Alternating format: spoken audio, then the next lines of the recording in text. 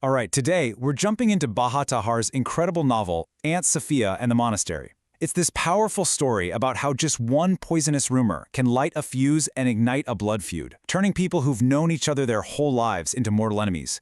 So, how does a peaceful community just completely unravel? Well, let's unpack the anatomy of this tragedy.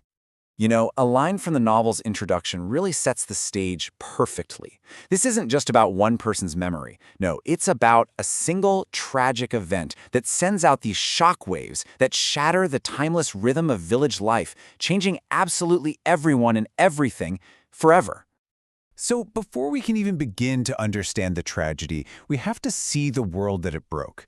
Our story is set in a very specific place, a small, tight-knit village in Upper Egypt, a community where everybody's lives are just deeply, deeply intertwined. What's really remarkable about this village is the peaceful harmony between its Muslim residents and the monks from a nearby Coptic monastery. I mean, the narrator remembers the monks sharing sweet dates and his mother sending back holiday cookies.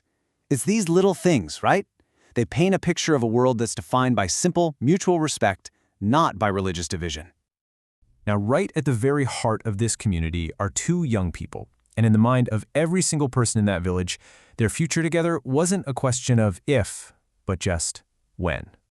First, there's Aunt Safiyya. She's an orphan raised by the narrator's family, and her beauty is basically the stuff of local legend.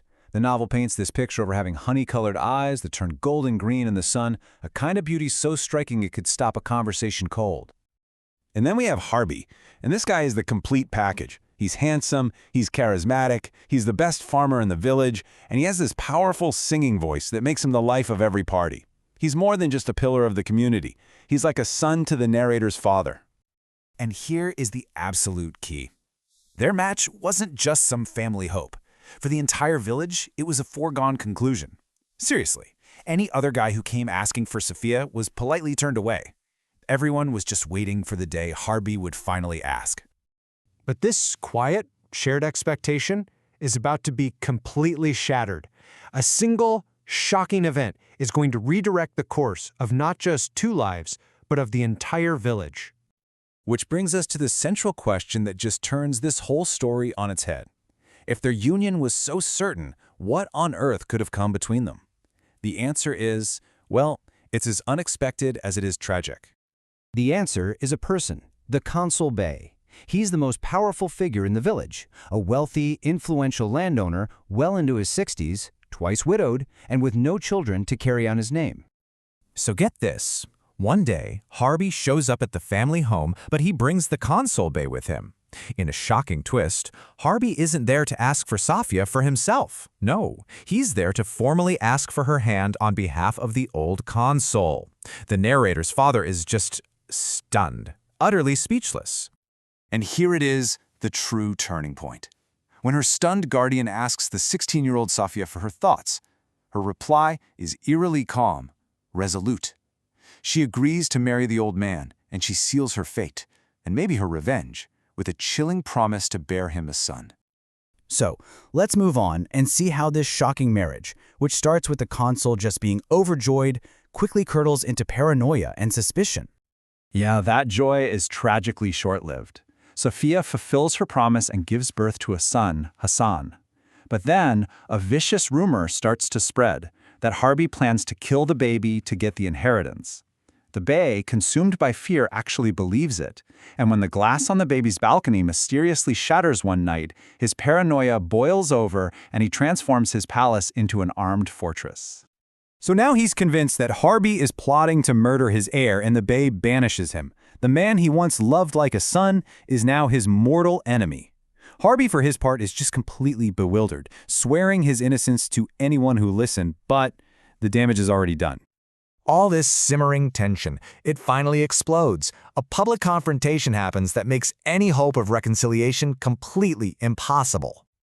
The scene is set on a perfect winter day. The sun is warm, there's a pleasant breeze blowing. It's a stark and beautiful contrast to the ugliness that is about to unfold. The narrator remembers the fields were covered in what he called a golden sea of lentil blossoms.